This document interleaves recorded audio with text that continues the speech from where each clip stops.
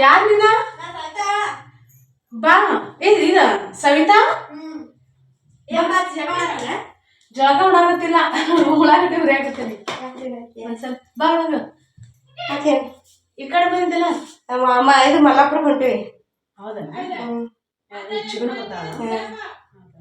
ನಡೀದಳ ಅವಾಗ ಕೊಂಜಾಳ ಕನಕಿ ಕಡೆಗೆ ಹೋಗ್ಯಾರ. ನಾ ಮಸಾಲೆ ಖಾರ ಆಗಿತ್ತಂತ ಮೆಣಸಿನ್ಕಾಯಿ ಕುಂದ್ರ ಬಂದಿದ್ದಮ್ಮ ಅಮ್ಮ. ನಿಮ್ಮ ಅವ ಬರೋದಿಲ್ಲ. ಗ್ಯಾಸ್ ಕಲ್ಲಿಗಿದ್ನ ಗ್ಯಾಸ್ ಇಲ್ಲ ನಾನು ಒಲಿ ಮ್ಯಾಗ ಹುರಿಯಾಕತ್ತೇನೆ.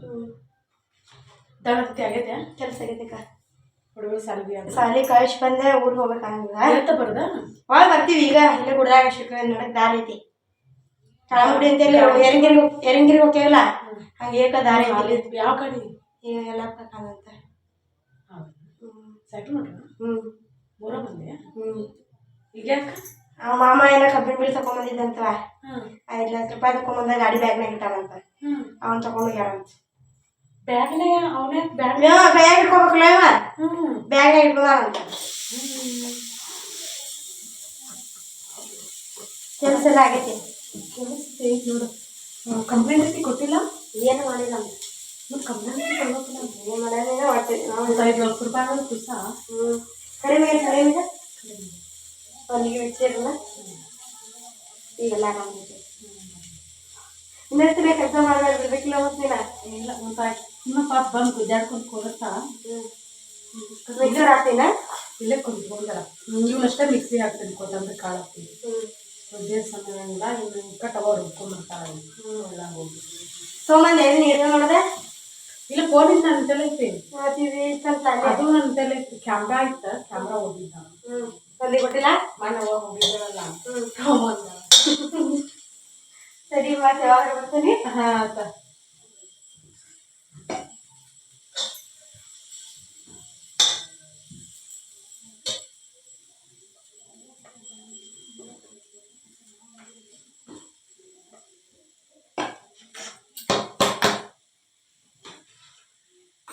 ನಮಸ್ಕಾರ ಎಲ್ಲರಿಗೂ. ಎಲ್ಲರಿಗೂ ಹೆಂಗಿದ್ರಿ ಆರಾಮಿದ್ದೀರಿ. ನಾನು ಈ ಬ್ಲಾಗ್ ಶುರು ಮಾಡಕತ್ತೀನಿ. ಅವಾಗ ಹೊಲಕ್ಕೆ ಹೋಗ ಮುಂಜಾನೆ 7 ಗಂಟೆಗೆ ಹೋಗ್ಯಾರ. ರಾತ್ರಿ ಅಷ್ಟಕ್ಕಂದ್ರೆ ಬೆಳಗ್ಗೆ 4 ಗಂಟೆಗೆ ಎದ್ದು ಏಳ್ಬಿಡ್ದೆ ಎಲ್ಲ ರೊಟ್ಟಿ ಪಲ್ಯ ಎಲ್ಲ ಅಡುಗೆ ಎಲ್ಲ ಕೆಲಸ ಮುಗಿಸ್ಕೊಂಡು ಅವಾಗ ಹೊಲಕ್ಕೆ ಹೋಗ್ಯಾರ. ಮಸಾಲೆ ಖಾರ ಖಾಲಿ ಆಗಿತ್ತು ಅಂತಂದ್ರೆ ನಿನ್ನ ಸಂತಿ ಮಾಡ್ಕೊಂಬಂದಿದ್ರೆ ಇಲ್ಲ ಮೆಣಸಿನ್ಕಾಯಿ ಹುರಿದೇನಿ. ಮೆಣಸಿನ್ಕಾಯಿ ಕಂಪಲ್ಸರಿ ಬೇಕಿಲ್ಲ ಈ ಕಡೆ. ನಾವು ಅಲ್ಲಿನೂ ಭಾಳ ಬಳಸಂಗಿಲ್ಲ, ಇಲ್ಲಿ ಭಾಳ ಬಳಸ್ತಾರೆ ವಾರ. ಮತ್ತು ಕೊತ್ತಂಬರಿ ಟೇಸ್ಟ್ ತಂದ ನೋಡ್ರಿ. ಹಸಿ ಖಾರಕ್ಕೆ ಮತ್ತು ಮಸಾಲೆ ಖಾರಕ್ಕೆ ಬೇಕಲ್ಲ. ಇಲ್ಲ ಮಸಾಲೆ ಎಲ್ಲ ಹುರಿದಿಟ್ಕೊಂಡೀನಿ. ಕರಿಬೇವು ಎಣ್ಣೆ ಹಾಕಿದ್ನು ಹುರಿದಿಟ್ಕೊಂಡೀನಿ. ಮತ್ತು ಮಸಾಲೆ ಕೊತ್ತಂಬರಿ ಕಾಳು ಇಲ್ಲೊಂದಿಟ ಕೊಬ್ಬರಿ ಖಾರ ಪುಡಿ ಒಂದಿಟ ಇದ್ದಂಗೆ ಐತೇನ. ಹಾಗಾಗಿ ಉಳ್ಳಾಗಡ್ಡಿ ತಿನ್ ಭಾಳ ಬ್ಯಾಡ ಅಂತಂದಳವ ಅದ್ರ ಸಂಬಂಧ ಇಸಿಸ ಹಾಕಿ ಉರಿಯಾಕತ್ತೀನಿ. ಈಗೆಲ್ಲ ತುಟ್ಟಾಗ್ಬಿಟ್ಟೈತೆ ಅಂತ ನೋಡ್ರಿ. ಬೆಳ್ಳುಳ್ಳಿ ಏನೇನು ತೋರಿಸಿಲ್ಲ ನಾನು. ಅಲ್ಲಿ ಶುಂಠಿ ಐತಿ ಚಲೋನೇ ಇಲ್ಲಿದ. ಸ್ವಚ್ಛಮೆ ತೊಳಿಬೇಕಿದನ್ನು ತೊಳೆದು ಆಮ್ಯಾಗ ಹಸನ್ ಮಾಡಿ ಇದನ್ನ ಏನಂದ್ರೆ ಭಾಳ ದಿನ ನಾವು ಒಂದು 6 ತಿಂಗಳು 1 ವರ್ಷದವರೆಗೂ ಬರೋ ಮಸಾಲೆ ಖಾರ ಕೊಡ್ಸಿದ್ವಿ ಅಂದ್ರೆ ಇನ್ನೊಂದಿಟ್ಟು ಎಣ್ಣೆ ಹಾಕಿ ಹುರ್ಕೊಂಡ್ರೂ ಚಲೋ. ಇಲ್ಲಾಂದ್ರೆ ಹಂಗೆ ಹಸಿದು ಹಾಕಿದ್ರೂ ಏನಾಗಂಗಿಲ್ಲ. ನಾವು ಫ್ರೆಶ್ ಆಗಿ ಎಷ್ಟು ಮಾಡ್ಕೋತಿಲ್ಲ ಅಷ್ಟು ಅಡುಗೆ ಏನಂದ್ರೆ ರುಚಿ ಜಾಸ್ತಿ ಇರ್ತೈತೆ.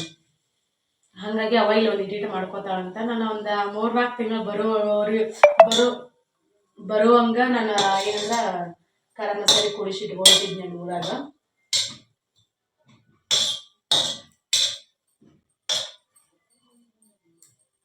ಉಳ್ಳಾಗಡ್ಡಿ ಭಾಳ ಹಾಕತ್ತಿಲ್ಲ. ಇಲ್ಲೇ ಕುಂತ್ಕೊಂಡು ಕೆಲಸ ಮಾಡೋದಲ್ಲ, ಹಂಗಾಗಿ ಏನೂ ಆಗಂಗಿಲ್ಲ. ಮತ್ತು ಒಬ್ಬಾಕೆ ಇರೋದಲ್ಲ ಪಾಪ, ಅಲ್ಲಿ ಹೊಲ್ದಾಗ ಕೆಲಸ ಮಾಡಿ ಫುಲ್ ಟೈರ್ಡ್ ಆಗಿ ಬಂದಿರ್ತಾರೆ. ಮತ್ತು ಅಂಥದ್ರಲ್ಲೇ ಬಂದು ಇಲ್ಲಿ ಮಾಡೋದಂತಂದ್ರೂ ಅವ್ರಿಗೆ ಕಷ್ಟ ಆಕೈತಿ. ಇರಲಿಲ್ಲ ಅಂದ್ರೆ ಹೆಂಗೋ ಮಾಡ್ಕೋತಿರ್ತಾರೆ. ನಾವು ಇದ್ದೂ ಅವ್ರು ಕಷ್ಟಪಡೋದು ಅಂತಂದ್ರೆ ನಮಗೂ ಒಂಥರ ಆಕೈತಲ್ಲ. ಹಂಗಾಗಿ ಮಾಡಾಕತ್ತಿದ್ದೆ ನಾನು. ಇವತ್ತಿನ ವಿಡಿಯೋ ನಿಮ್ಗೆ ಇಷ್ಟ ಆದರೆ ಲೈಕ್ ಮಾಡಿರಿ ಮತ್ತು ಶೇರ್ ಮಾಡಿರಿ. ಹೊಸದಾಗಿ ನೋಡೋರು ಚಾನಲ್ನ ಸಬ್ಸ್ಕ್ರೈಬ್ ಮಾಡ್ಕೊಂಡು ಸಪೋರ್ಟ್ ಮಾಡಿರಿ. ಇವತ್ತಿನ ರೊಟೀನ್ ಇವತ್ತಿನ ವ್ಲಾಗ ಯಾವ ಥರ ಇರ್ತೈತೆ ಅಂತೇಳಿ ನಿಮ್ಮ ಜೊತೆ ಶೇರ್ ಮಾಡ್ಕೊತೀನಿ. ನಾನು ಮತ್ತೆ ಕಟ್ಟ ಆಮ್ಯಾಗ ವಿಡಿಯೋನ ಕಂಟಿನ್ಯೂ ಮಾಡ್ತೀನಿ ಅವಾಗ ಬಂದಿಂದ. ಅವಾಗ ಬಾರಿ ಹಣ್ಣು ತೊಗೊಂಬ ಅಂತ ಹೇಳ್ಬೇಕು, ಬಂದಾರಿ ಮಾಡಿದ್ರೆ ಗೊತ್ತಿಲ್ಲ, ಪೋಣಿಸ್ತೀನಿ. ಅವ್ನು ಬಾರಿಕಾಯಿಯು ಉಪ್ಪಿನಕಾಯಿನೂ ಹಾಕ್ತಾರ, ಅವ ಬ್ಯಾಡ ಅಂತಂದಳ. ನಿನ್ನೆ ಎಷ್ಟೊಂದು ತೊಗೊಂಬಂದಾಳ.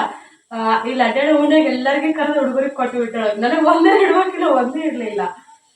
ನಮ್ಮ ಬಾರಿ ಗಿಡದಾಗಿನ ಹಣ್ಣು ಭಾಳ ರುಚಿ ಅದ, ಹುಳಿ ಇಲ್ಲ, ಹುಳಿ ಇಲ್ಲ, ಹಣ್ಣು ಭಾಳ ಚೆನ್ನಾಗಿ ದೊಡ್ಡವಾಗಿಲ್ಲ, ಅದು ರುಚಿ ಅದಾವ. ಉಪ್ಪಿನಕಾಯಿ ಹಾಕಿಟ್ಕೋಬೋದು ನಾವು, ಇಲ್ಲ ಉಪ್ಪು ಮತ್ತು ಅವನಷ್ಟು ಹಾಕಿಟ್ಕೊಂಡು ನಾವು ತಿನ್ಬೋದು ಯಾವ ಬೇಕಾದಾಗ. ಯಾಕಂದ್ರೆ ಬಾರಿ ಹಣ್ಣು ಒಂದು ಸೀಸನಲ್ಲಿ ಅಷ್ಟೇ ಸಿಗ್ತಾವಲ್ಲ, ಇವು ಹುಳಿ ಬಾರಿ ಹಣ್ಣು ಹೊಲ್ದಾಗ ಆಗೋ ಜವಾರಿ ಬಾರಿ ಹಣ್ಣು. ಹಾಗಾಗಿ ನಾನು ಹಂಗೆ ಮಾಡಿ ತಗೋಬೇಕಂತ ಅನ್ಕೊಂಡು ಅವ ಬ್ಯಾಡ ಅವನಿಗೆ ಹುಳಿ ತಿಂತೆ ಅಂತೇಳಿ ಎಲ್ಲರಿಗೂ ಕರೆದು ಕೊಟ್ಟಳ. ಇವತ್ತೇನು ಮಾಡ್ತಾಳ ಗೊತ್ತಿಲ್ಲ, ತರ್ತಾಳ ಏನಿಲ್ಲ. ಭಾಳ ಅಂದ್ರೆ ಭಾಳ ಆಗ್ಯಾವ. ಅದ ಒಂದು ವೇಳೆ ಸಿಟಿ ಸಮೀಪತಿ ಇದ್ದು ಅಂದ್ರೆ ಮಾರಿದ್ರೆ ಕಂಡಪಟ್ಟಿ ರೋಗ ಬರ್ತಿದ್ದು ನೋಡ್ರಿ. ಈಗ ಹಳ್ಳಿ ಆಗ್ತಾವಲ್ಲ, ಹಾಗಾಗಿ ಇಲ್ಲಿ ಯಾರು ತೊಗೊಳಂಗಿಲ್ಲ. ಎಲ್ಲರೂ ಹೊರಗೆ ಹೋಗಿರ್ತಾರ, ತೊಗೊಂಬರ್ತಿರ್ತಾರ. ಇದಕ್ಕೊಂದು ಟೈಮ್ ಭಾಳ ಬೇಕು. ಉಳ್ಳಾಗಡ್ಡಿ ಹುರಿಬೇಕಾದ್ರೆ ಹುರಿಲಿ ಇದನ್ನ ಮಿಕ್ಸಿಗೆ ಹಾಕೋದಾದ್ರೆ ಮಿಕ್ಸಿಗೆ ಹಾಕ್ತೀನಿ. ಎಲ್ಲ ಸಜ್ಜು ಮಾಡಿಟ್ನೆ ಅಂದ್ರೆ ಅವ ಬಂದು ಕುಡಿಸ್ತಾಳೆ. ಬಸಾರಿ ಹೋಗತ್ತು ಬಿಡಿ. ಯಾವಾಗ ಕೇಳಿ ಇದನ್ನು ಮಾಡಕ್ಕಂತ ಹೇಳಿ ಇವ ಗೊಂಜಾಕ ಗೋರ್ ಬಿಟ್ಟು ಗೊಂಜಾಕ ಕಣಿಕೆ ಇದನ್ನು ಬೀಜ ಕಣಿಕೆ ಕೋಸಿ ಅದ ಮಾಡಿದಂದ ನಾಳೆಂದಿಂದ ಮುಗಿದು ಹೋಗತ್ ನಮಗೆ. ಸೀಡ್ ಕಟ್ಟಿ ಗೂಡಾಕಿ ಗೂಡು ಬಡ್ದಿವಿ ಅಂದ್ ಮುಗಿತಿಲ್ಲ, ತೆನೆ ಅಕ್ಕಿ ಹಾಕೊಂಡು ಹೊಟ್ಟೆವು. ಅವರು ವಾರ ಹೋಗಲ್ರಿ.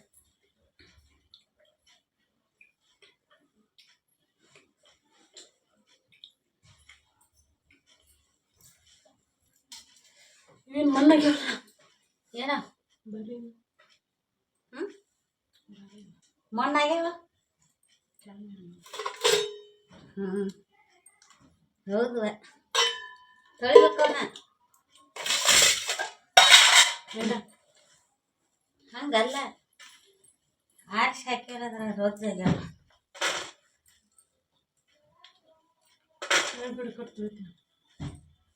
ನೀ ತಿಂತೇನಿ ಇವನ್ನ ಹರ್ಗ್ ಕೆಂಪಂತ.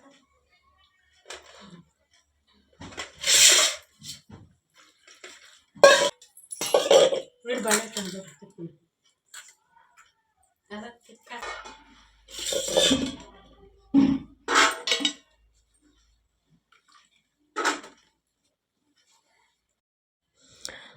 ಫ್ರೆಂಡ್ಸ್, ನಾನು ಏಳ್ಗೊಡ್ದವ ಎಲ್ಲ ಕೆಲಸನ ಮುಗಿಸ್ಕೊಂಡು ಅವ್ರ ಹೊಲಕ್ಕೆ ಹೋಗಿ ಹೊಲ್ದಾಗ ಕೆಲಸ ಮಾಡ್ಕೊಂಡು ಬಂದು ಮತ್ತು ನನಗೇನು ಹಚ್ಚಂಗಿಲ್ಲ ಅಂದ್ರೆ ನಾನು ಬಾಂಡೆ ಕಸ ಅಷ್ಟೇ ಮಾಡ್ತೀನಿ. ಅಡುಗೆ ಎಲ್ಲನೂ ಅವ್ವನ ಮಾಡ್ಕೊತಾಳೆ. ಮತ್ತು ಒಗ್ಯಾನತಿ ಹಿಂಗೆ ಒಗ್ದಿಲ್ಲ, ಯಾಕಂದ್ರೆ ಹಿಂಗೆ ಕುಂತ್ಕೊಂಡು ಒಗಿಬೇಕಲ್ಲ, ಹೊಟ್ಟೆ ಮ್ಯಾಗ ಭಾರ ಹತ್ತೈತಿ. ನಮ್ಗೆ ಮ್ಯಾಗ ಗಾಯ ಮಾದೈತೆ ಅಂತಂದ್ರೂ ಒಳಗದ ನೋವು ಇದ್ದಿರ್ತೈತಿ. ಅಷ್ಟು ಈಸಿಯಾಗಿ ಲಘುನ ಹೋಗಂಗಿಲ್ಲ. ಲ್ಯಾಪ್ರೋಸ್ಕೋಪಿ ಸರ್ಜರಿ ನಂದು ಹೌದು, ಅದ್ರ 4 ಕಡೆ ಹೋಲ್ ಹಾಕಿ ಸರ್ಜರಿ ಮಾಡಿರೋದಲ್ಲ. ಹಾಗಾಗಿ ಈಗ ನಾನು ಒಂದಿಟ್ಟು ಜಾಸ್ತಿನ ರೆಸ್ಟ್ ಮಾಡಬೇಕಾಕೈತಿ. ಯಾಕಂದ್ರೆ ಮುಂದೆ ಏನಾದರೂ ಆದ್ರೆ ಮತ್ತು ಕಷ್ಟ ಅಲ್ಲ. ಹಾಗಾಗಿ ಅವು ಅಂದ್ಕೊಂಡು ಮಾತಾಡ್ಕೊತ ಬಾರೆ ಹಣ್ಣು ತಂದಿದ್ದಾಳೆ, ಉಪ್ಪು ಹಚ್ಕೊಂಡು ಬಾರೆ ಹಣ್ಣು ತಿನ್ಕೊತ ಕುಂತಿದ್ನಿ. ನಾನು ಮೊನ್ನೆ ಒಂದು ಜಾತ್ರೆದು ವಿಡಿಯೋ ಹಾಕಿದ್ನಲ್ಲ, ಅಲ್ಲಿ ಅಂದ್ರೆ ಅದನ್ನು ನೆಗೆಟಿವ್ ಆಗಿ ತಿಳ್ಕೊಂಡಿಲ್ಲ. ನಾನು ಆ ಕಮೆಂಟ್ಗಳಿಗೆ ನಾನು ರಿಪ್ಲೈ ಕೊಡುವಂಥ ಕೆಲಸ ಮಾಡ್ತೀನಿ. ನಾನು ಕಮೆಂಟಲ್ಲಿ ಅಲ್ಲೇ ರಿಪ್ಲೈ ಕೊಟ್ಟನಂದ್ರೆ ಅಲ್ಲಿ ಅವ್ರಿಗೆ ಎಷ್ಟು ಗೊತ್ತಾಗೈತೆ, ಎಲ್ಲರಿಗೆ ಗೊತ್ತಾಗಂಗಿಲ್ಲ. ಭಾಳಷ್ಟು ಜನರಿಗೆ ಅದು ಗೊಂದಲ ಇರ್ತೈತಲ್ಲ, ಹಾಗಾಗಿ ಗೊಂದಲನ ಕ್ಲಿಯರ್ ಮಾಡಿದ್ರೆ ಅದಂಥೇಳಿ. ಏನಪ್ಪ ರುಕ್ಮಿಣಿ ಒಂದಿನ ತಾಳಿ ಹಾಕೋತಾಳೆ, ಒಂದಿನ ತಾಳಿ ಹಾಕೊಳ್ಳಂಗಿಲ್ಲ, ತಾಳಿ ಬೆಲೆನ ಗೊತ್ತಿಲ್ಲ ಇವಳಿಗೆ ಅಂಥೇಳಿ ಕೆಲವ್ರಿಗೆ ಅನ್ನಿಸ್ತೈತಿ. ಇಲ್ಲಂತಲ್ಲ, ನೋಡಿದವ್ರಿಗೆ ಎಲ್ಲರಿಗೂ ಹಂಗೆ ಅನ್ನಿಸ್ತೈತಿ. ತಾಳೆ ಇಲ್ಲದೆ ಏನು ನಾನು ವಿಡಿಯೋ ಮಾಡೇನಿಲ್ಲ. ಅವಾಗ ನನ್ನ ಹತ್ರ ಯಾವ ತಾಳಿನೂ ಇದ್ದಿರ್ಕಿಲ್ಲ. ಮಸಾಲೆ ಖಾರ ರೆಡಿ ಆಯ್ತು ನೋಡ್ರಿ. ಅವಾಗ ಕುಡ್ಸಕತ್ತಾಳ, ನಾನು ಹೊರಗೆ ಬಾಂಡೆ ತೆಗೆಸ್ಕೊಂಡು ಹೋಗೇನಿ. ಇಷ್ಟು ನನ್ನ ಹುರಿದಿದ್ನೆಲ್ಲ ಇದೆ, ಏನಂತಾರ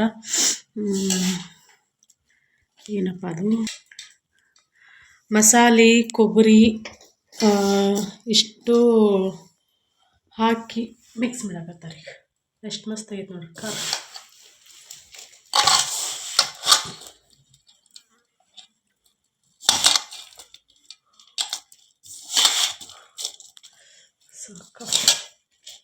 ಕೊಡ್ತಾ ನೀ ಕುಡ್ಸಿದ್ದೆ, ಹೆಂಗೆ ಕುಡಿಸಿದ್ದೆ ನೋಡಬೇ ಮನ್ನಿ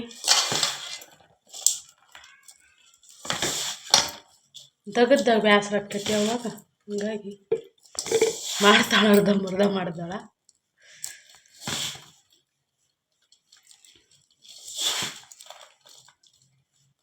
ಕುಡಿತಾಳೆ ಕುಡಿತಿ.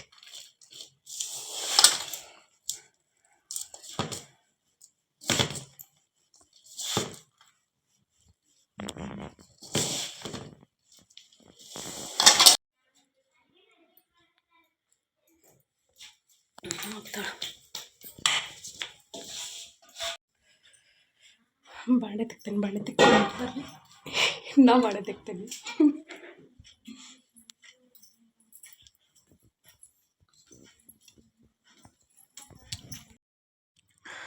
ಫ್ರೆಂಡ್ಸ್, ನಾವು ಮಸಾಲೆ ಖಾರ ಏನು ಮಾಡಿದ್ವಲ್ಲ ಅದನ್ನು ನೀವು ಏನಾರು ಒಂದು ಸಲ ಮಾಡಿ ಇಟ್ಕೊಂಡ್ರೆ ಅಂದ್ರೆ 1 ವರ್ಷ 6 ತಿಂಗಳವರೆಗೂ ಬಳಸ್ಬೋದು. ನಮ್ಗೆ ಫ್ರೆಶ್ ಬೇಕಂತಂದ್ರೆ 1 ತಿಂಗಳು 2 ತಿಂಗಳು ಅಥವಾ 3 ತಿಂಗಳಿಗೆ ಆಗುವಷ್ಟು ಸ್ವಲ್ಪನ ತೊಗೊಂಡು ಮಾಡಿಟ್ಕೋಬೇಕು. ನಿಮ್ಗೆ ಯಾರಿಗಾದ್ರೂ ರೆಸಿಪಿ ಬೇಕಂತಂದ್ರೆ ಹೇಳ್ರಿ, ನಾನು ನೆಕ್ಸ್ಟ್ ಟೈಮ್ ಮಾಡಿದಾಗ ನಿಮ್ಗೆ ಅಂದ್ರೆ ಕಡಿಮೆ ಪ್ರಮಾಣದಲ್ಲಿ ಮಾಡೋದನ್ನು ತೋರಿಸ್ತೀನಿ. ಇಲ್ಲಿ ಹೆಂಗಂತಂದ್ರೆ ಮಸಾಲೆ ಸರಿ ಸಿಗಂಗಿಲ್ಲ, ಹಾಗಾಗಿ ನಾನು ಮನ್ಯಾಗ ಏನಿತ್ತಲ್ಲ ಅದ ಮಸಾಲೆ ಹಾಕಿ ನಾನು ಮಾಡೀನಿ. ಅದ್ರ ಚಲೋ ಆಗಿತ್ತು ಮಸಾಲೆ ಖಾರ, ಮಸ್ತ್ ಅಂದ್ರೆ ಮಸ್ತಾಗಿತ್ತು.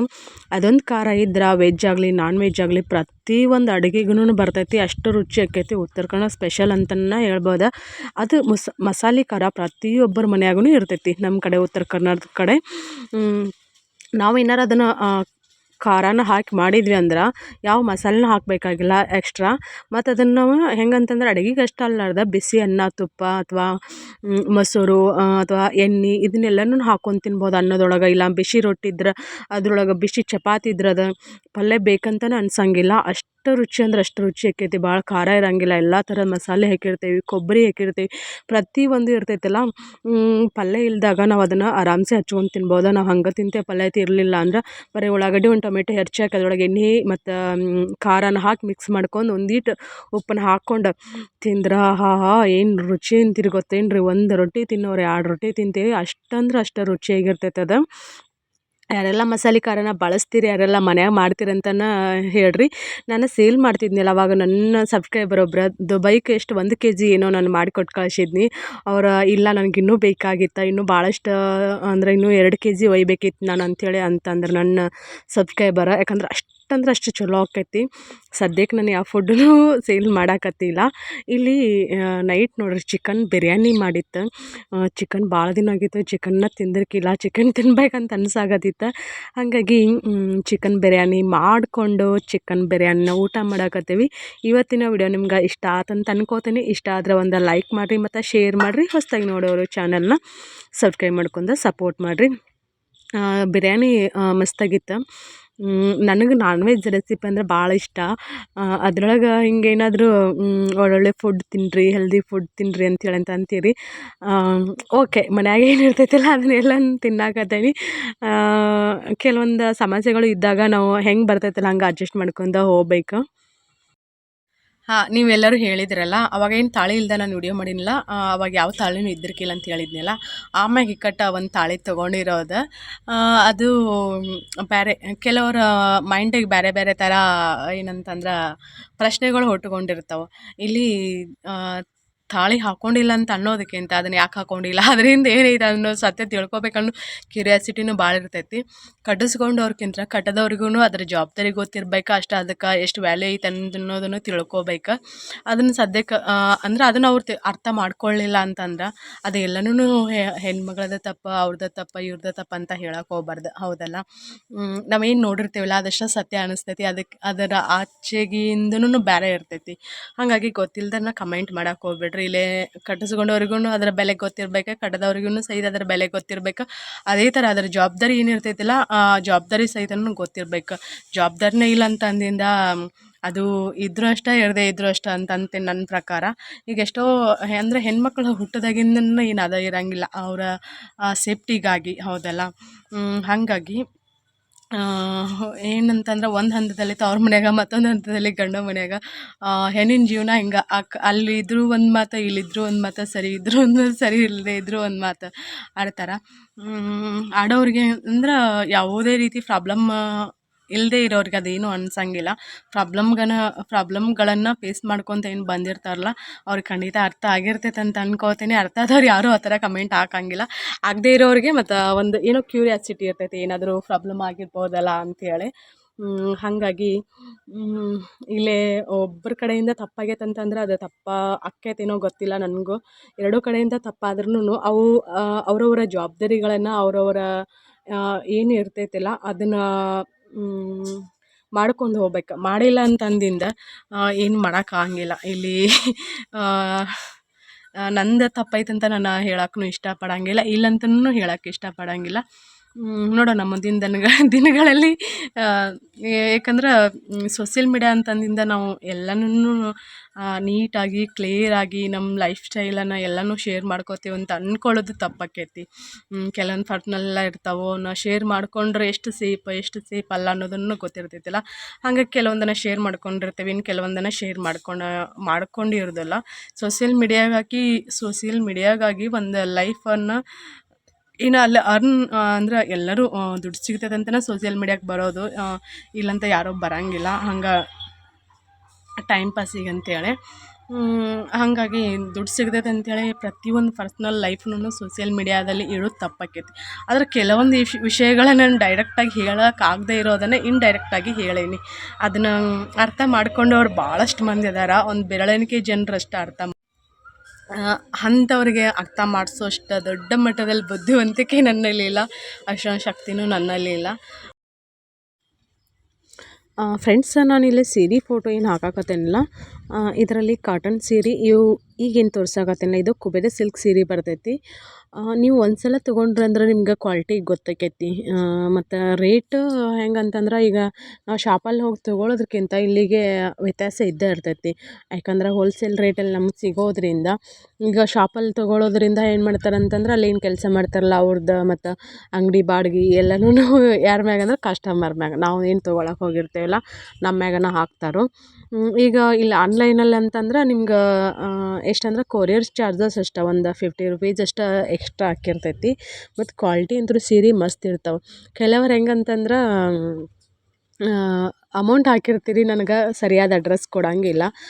ಆದಷ್ಟು ನೀವು ಸರಿಯಾದ ಅಡ್ರೆಸ್ ಕೊಟ್ರಿ ಅಂದ್ರೆ ನಿಮ್ಗೆ ಸೀರೆ ಲಗೂನ ಸಿಗ್ತಾವೆ.